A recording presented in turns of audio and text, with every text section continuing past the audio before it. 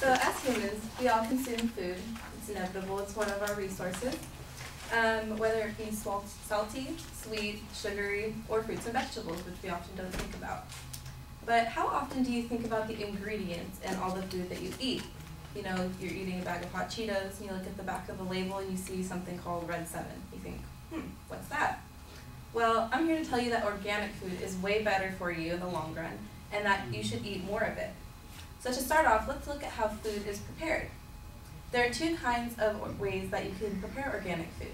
There's the planted, such as fruits and vegetables, and there's also raised, which is the meat, which is like cows and other animals. So there's a specific way that they are processed, and there are different steps in which food can be considered organic.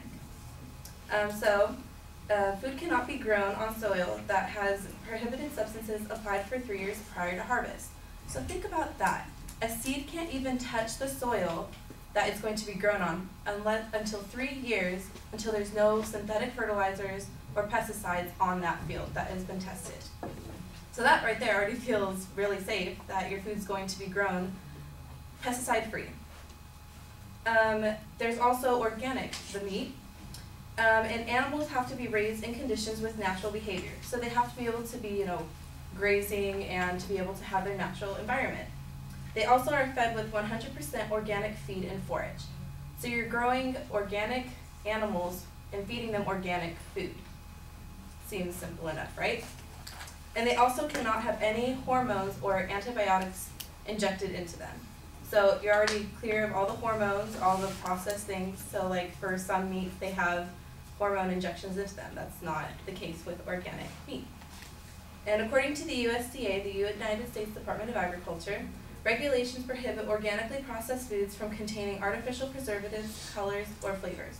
So there's no preservatives, there's no flavors, there's no that Red 7 for the color. And there are a few exceptions, however, to this rule, such as adding enzymes to yogurt or baking soda in baked goods. But that would only be considered 95% organic, which is the not preferred 100%. Now, there are a lot of health benefits to organic food. And according to Joel Foreman, an associate professor of pediatrics at Mount Sinai School of Medicine, he clearly says that if you eat organic produce, you have fewer pesticides in your body. It's common sense. So it's particularly important for people that are, children that are growing, their brains are still developing, and also for pregnant women with children, fetus growing inside, and they don't want all the, chemicals affecting their development. Also, 27% of Americans are considered obese. That's a pretty big chunk of America to be obese. And according to Time.com, only 14% of us consume a recommended 5 servings of fruits and vegetables per day. I don't consume that many fruits and vegetables per day, which is something that is really bad and considered to be a growing problem. Also, processed foods can have high fructose corn syrup and salt in it, just like Amy was talking about with soda, which send chemicals to your brain to tell you that you need more and that you're not considered full. That's not good, because in organic food, there's none of that. There's no salt, there's no high fructose corn syrup, it's all natural. So as you can tell, there are more benefits to eating organic food. There's no pesticides, it's better for you, and there have been a few studies that show that your illness isn't as intense if you have more organic food in your body. However, there is a downfall to organic food. It's more expensive. It's 13 to 35 cents more a pound to buy organic products. So like for me, it would be a little more expensive, but personally, it's better to invest in that in the long run because you're having more benefits for that.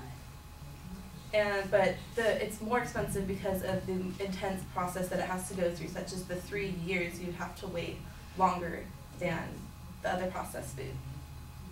And some Americans don't believe that it is important to invest in this kind of food.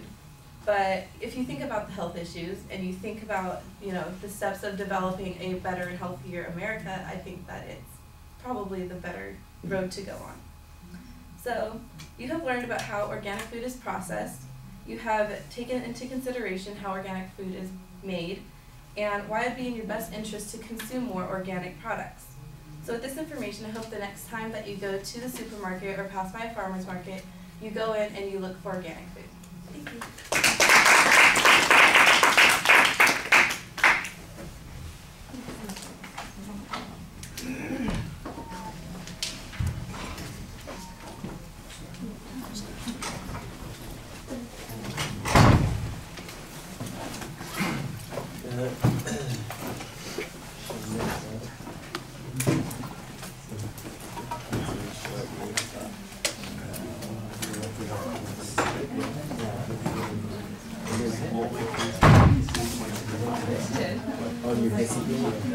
Sung, what did you think? Her introduction was good, and it was an interesting topic.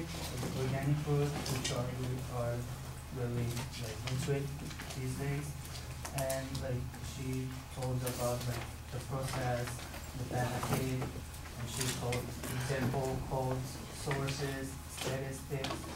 I think it was good, but I think she spent too much on like health issues only, so I think that's the one problem, and it was good. Okay, well, I'm going to kind of disagree with you a little bit on that point. I think that the health issues are the things that are the main justification for the position that you're taking, and you need to show us that there are, in fact, some pretty harmful consequences to the presence of pesticides at normal levels. You are in essence suggesting that people eat organic food and that there's a danger in exposure to pesticides, and you've got the one authority that you quote that says, if you eat organic foods, you completely eliminate the risk of the pesticides. And I don't have any discussion of what the risk of the pesticides is. The vast majority of the population eats non-organic foods, so what harms are occurring to them as a result of that? That's what we needed some more information on. And if you had some data, for instance, that compared people who consume an organic diet versus non-organic diet, if there was any research that talked about brain activities or any of those kinds of things, I think that you would find some value in having that sort of proof. There was one argument talking about how some of the high fructose corn syrups and aspartames and those kinds of things create chemical reactions in your brain that drive you to eat more. That is largely asserted. I think you need to have some evidence that supports that particular point.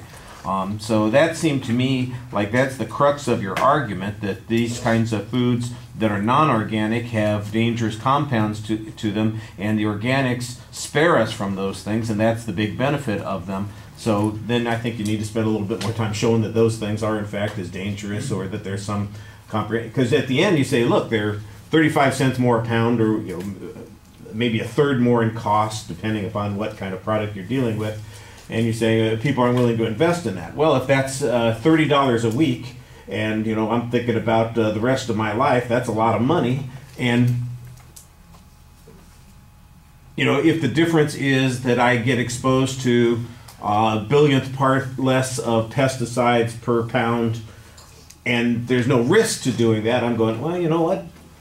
Maybe it's better to have the money. I don't know. I need to have some way of assessing that, and so I think the risk needed to be a little bit pumped up there. I thought you did a very nice job, though, in delivering the speech, and it's well organized and easy to follow.